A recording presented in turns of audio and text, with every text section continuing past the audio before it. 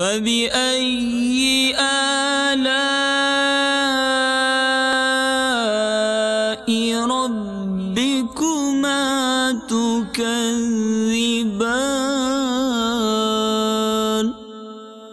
ترجمہ کنز ایمان، تو اپنے رب کی کون سی نعمت جھٹلاؤ گے؟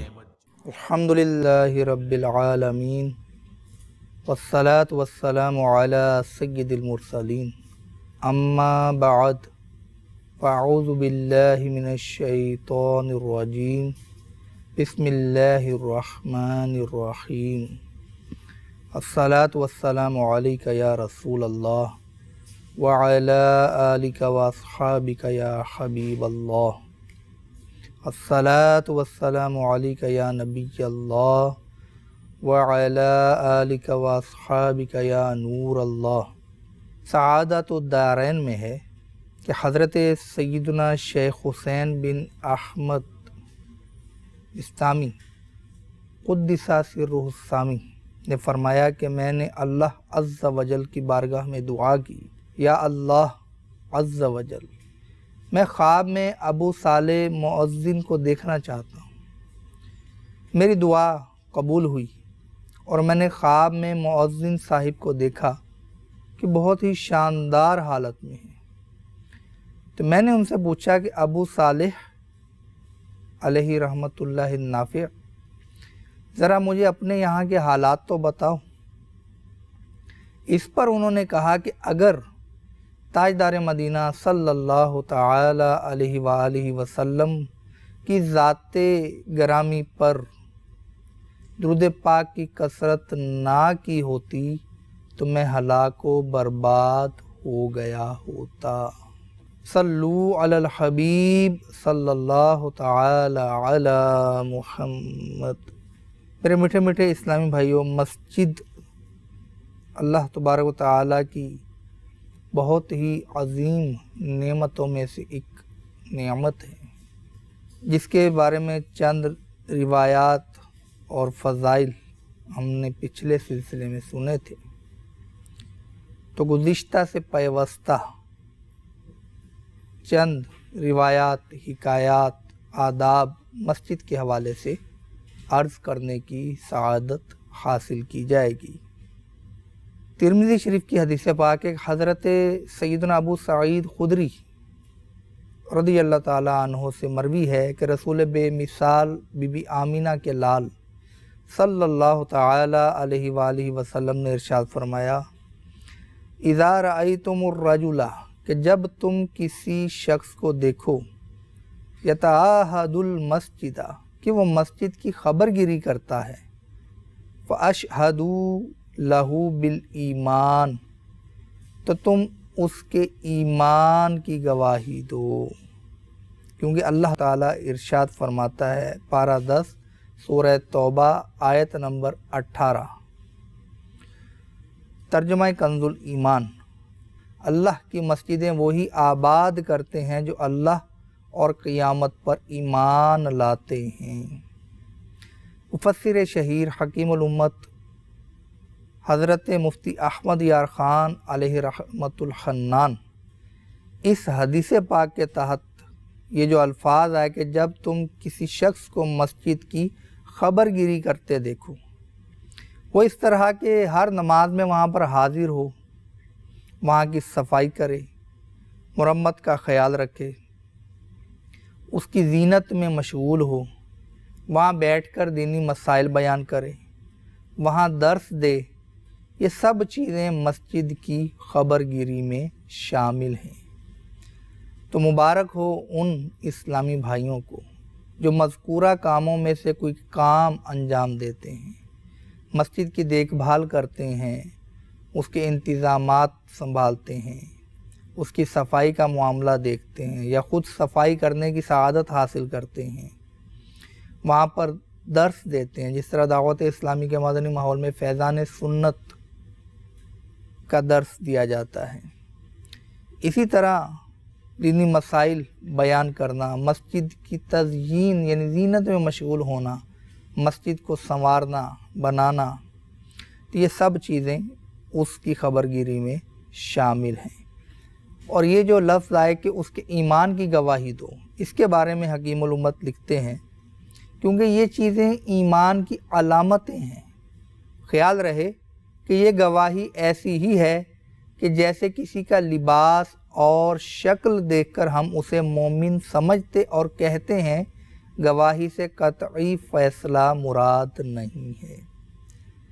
تو مسجد ایسی عظیم الشان نعمت کہ جس کی دیکھ بھال ایمان کی علامت، تو اس سے محبت کرنے کی بھی فضیلت سنیے۔ الترغیب والترہیب کی روایت ہے کہ سرکار دو عالم نور مجسم صلی اللہ تعالی علیہ وآلہ وسلم نے ارشاد فرمایا، من آلف المسجد آلفہ اللہ، یعنی جو مسجد سے محبت کرتا ہے اللہ تعالی اس سے محبت فرماتا ہے۔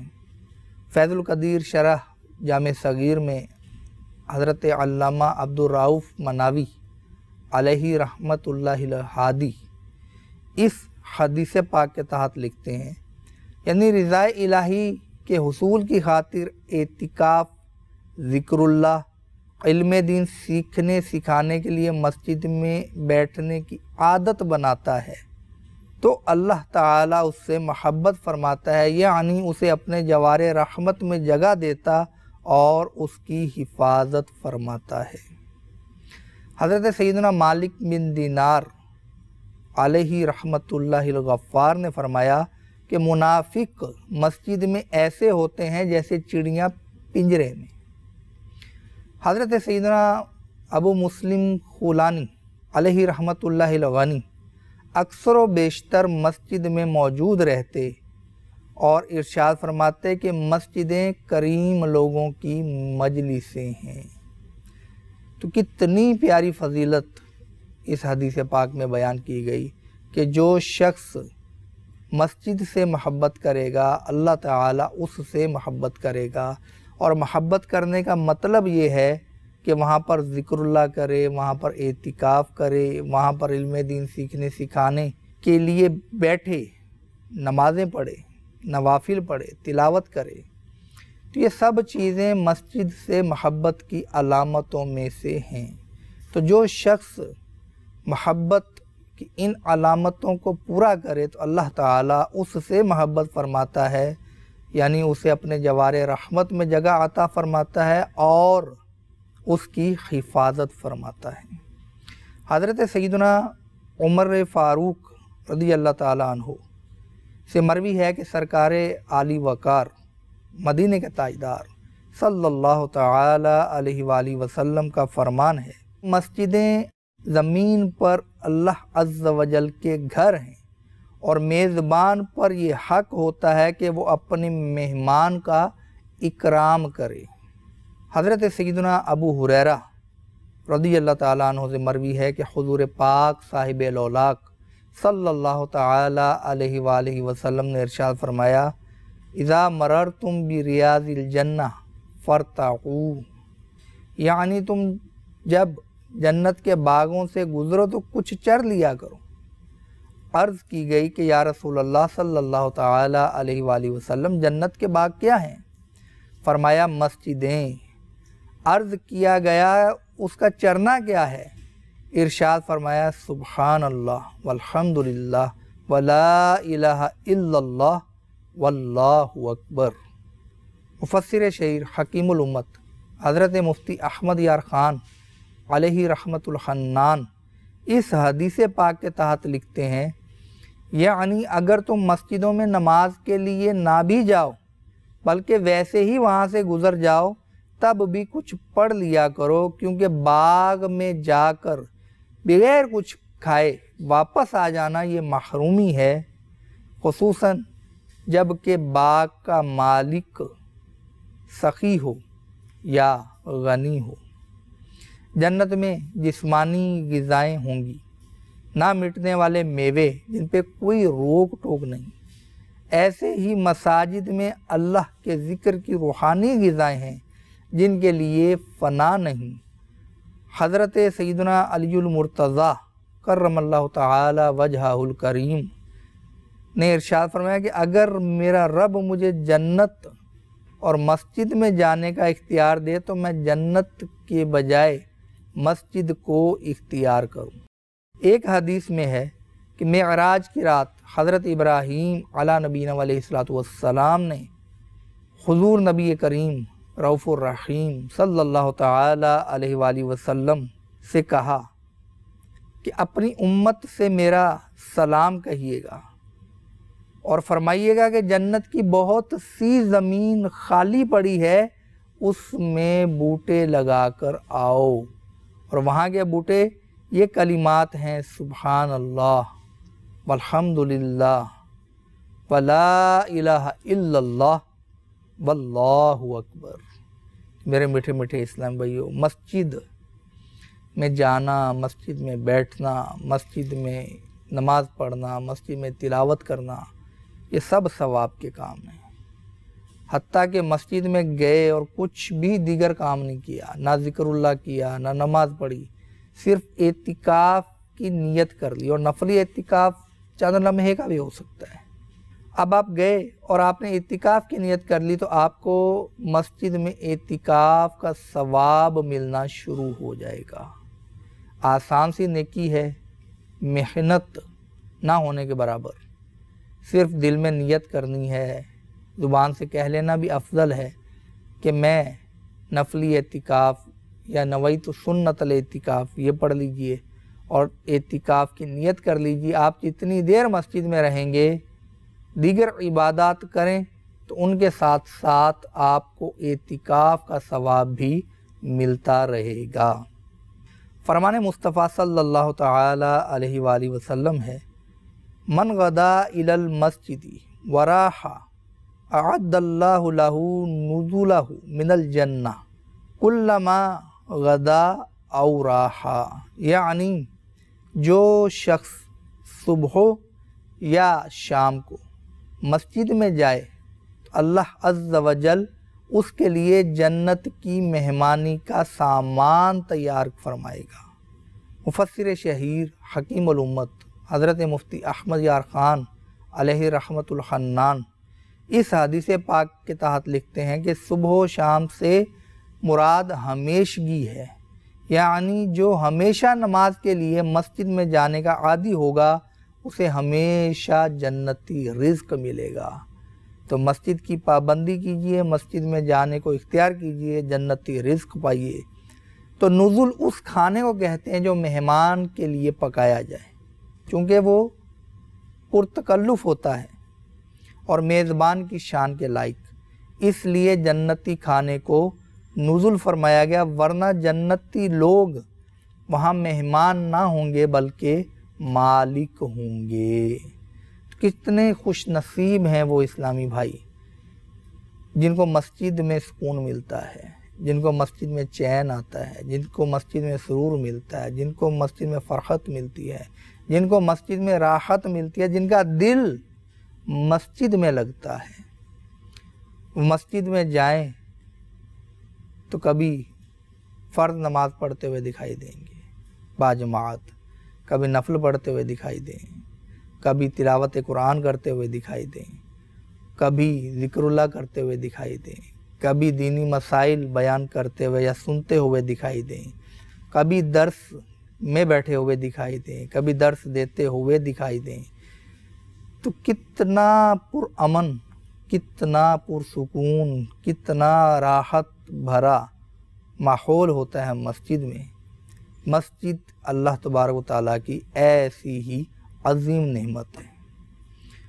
مجمع الزوائد میں حضرت سیدنا سلمان رضی اللہ تعالیٰ عنہ سے روایت ہے کہ سرکار مدینہ سرور قلب و سینہ صلی اللہ تعالیٰ علیہ وآلہ وسلم نے ارشاد فرمایا: من تودع فی بیتہ، کہ جس نے اپنے گھر میں وضو کیا، فاحسن الوضوء، اور اچھا وضو کیا، ثم اتی المسجد، پھر مسجد میں آیا، فہو زائر اللہ، وہ اللہ عز و جل کا مہمان ہے، وحق علی المزور ان یکرم الزائر، اور میزبان پر یہ حق ہے کہ وہ مہمان کا اکرام کرے۔ حضرت سیدنا ابو درداء رضی اللہ تعالیٰ عنہ نے ارشاد فرمایا کہ جو شخص صبح کے وقت بھلائی سیکھنے یا سکھانے کے لیے مسجد جائے تو اس کے لیے جہاد کرنے والے کا ثواب لکھا جاتا ہے اور وہ مال غنیمت حاصل کیے بغیر واپس نہیں آتا۔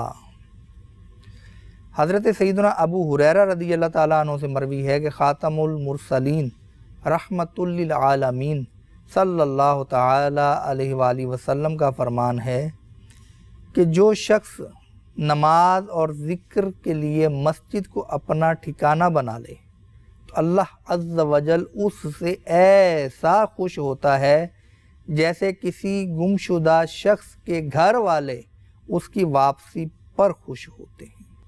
تو اللہ تبارک و تعالیٰ کی رضا پانے کے لیے کمر بستہ ہو جائیے، مسجد کو لازم پکڑیے، مسجد میں جائیے، مسجد میں بیٹھیے، مسجد میں علم دین سیکھیے، مسجد میں نوافل پڑھیے، مسجد میں تلاوت کیجیے، مسجد میں ذکر اذکار کیجیے، مسجد میں مسلمانوں سے ملاقات کیجیے، مسلمانوں کو سلام کیجیے۔ تو مسجد نیکیاں کمانے کی گویا کی فیکٹری ہے، تو جہاں آپ جائیں گے تو وہاں پر بیٹھنا بھی کار ثواب، وہاں پر عبادت کرنا دیگر یہ بھی کار ثواب۔ مسجد کو لازم پکڑ لیجیے۔ حضرت سیدنا معاذ بن جبل رضی اللہ تعالیٰ عنہ سے روایت ہے کہ سرکار عبد قرار شافع روز شمار صلی اللہ تعالیٰ علیہ وآلہ وسلم نے ارشاد فرمایا علیکم بالجماعہ والعامۃ والمسجد، یعنی مسلمانوں کی بڑی جماعت، عام مسلمانوں اور مسجد کو لازم پکڑ لو۔ سرکار مدینہ سردار مکہ مکرمہ صلی اللہ تعالیٰ علیہ وآلہ وسلم نے ارشاد فرمایا اخراج القمامۃ منہا مہور حور العین، مسجد سے کوڑا کرکٹ دور کرنا روشن اور بڑی آنکھوں والی حوروں کا مہر ہے۔ فیض القدیر شرح جامع صغیر میں ہے، یعنی ہر بار مسجد کی صفائی کرنے پر ایک جنتی حور عطا ہوگی۔ یہ ثواب اس کے لیے ہے جو صرف ثواب کے لیے مسجد کی صفائی کرے، نہ کہ اس کے لیے جو اجرت کی عوض یہ کام کرے، جیسا کہ آج کل اس کا عرف ہے۔ تو میرے میٹھے میٹھے اسلامیوں، مسجد کی صفائی کرنے پر ایک حور عطا ہوگی، کہ مسجد بہت عظیم الشان جگہ ہے۔ حضرت سیدنا عطا رضی اللہ تعالیٰ عنہ فرماتے ہیں کہ اللہ عز و جل نے جب حضرت عمر فاروق رضی اللہ تعالیٰ عنہ کو کئی شہروں کی فتوحات سے نوازا تو آپ رضی اللہ تعالیٰ عنہ نے وہاں مسجدیں بنانے کا حکم ارشاد فرمایا۔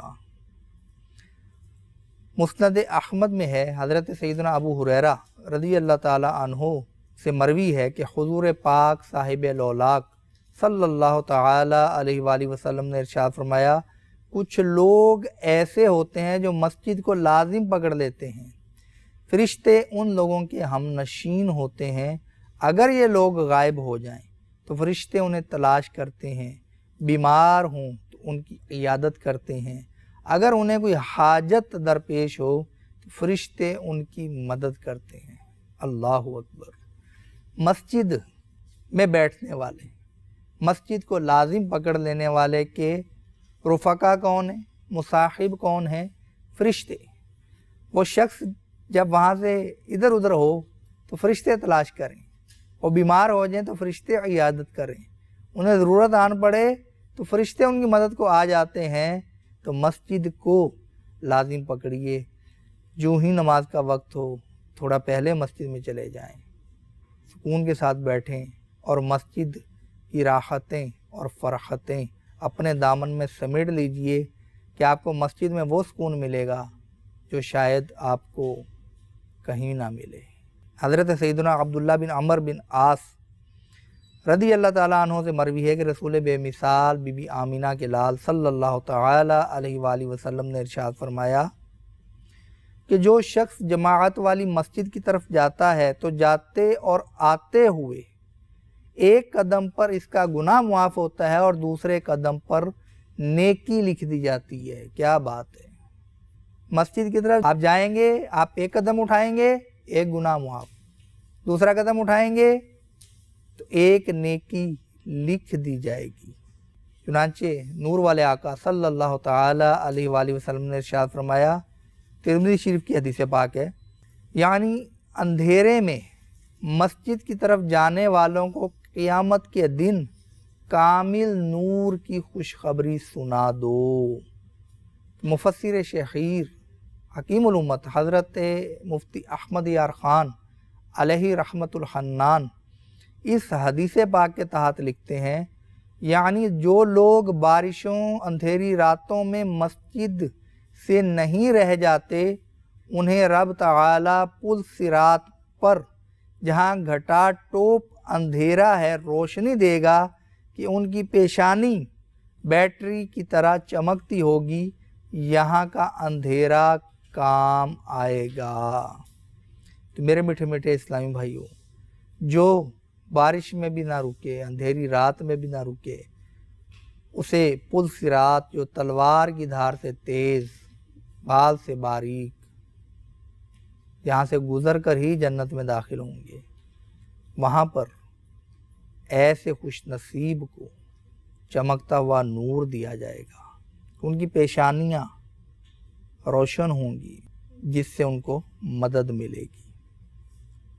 حضرت سیدنا ابو ہریرہ رضی اللہ تعالیٰ عنہ سے مروی ہے کہ سرکار مدینہ منورہ سردار مکہ مکرمہ صلی اللہ تعالیٰ علیہ وآلہ وسلم نے ارشاد فرمایا کہ مرد کا باجماعت نماز پڑھنا اپنے گھر یا بازار میں نماز پڑھنے سے 25 گنا زیادہ ثواب کا باعث ہے۔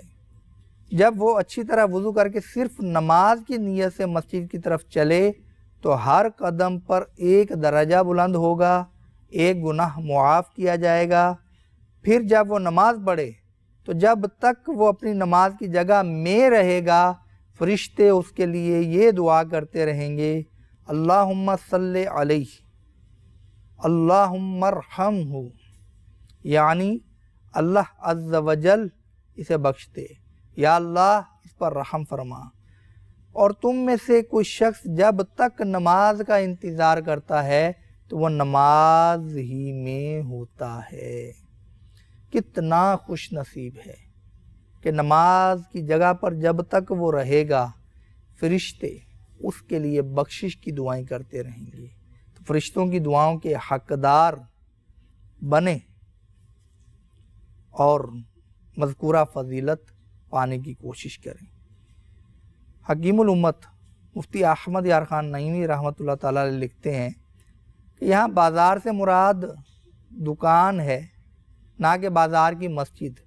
بعض مسجدوں میں 25 کا ثواب ہے، بعض میں 27 کا، بعض میں 500 کا، جیسی مسجد ہو، جیسی جماعت، جیسا امام ویسا ثواب۔ لہٰذا احادیث میں تعارض نہیں، جو کوئی اپنے گھر میں جماعت کرا لے وہ بھی مسجد کے ثواب سے محروم ہے۔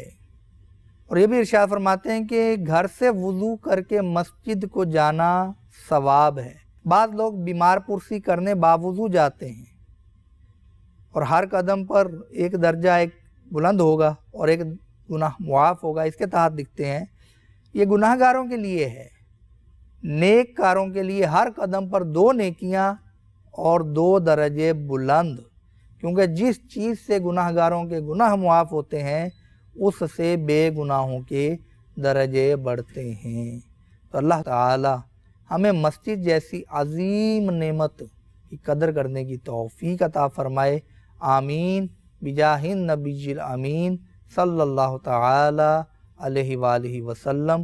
صلو علی الحبیب صلی اللہ تعالی علی محمد۔ فبأي آلاء ربكما تكذبان۔ ترجمہ کنز ایمان، تو اپنے رب کی کون سی نعمت جھٹلاؤ گے؟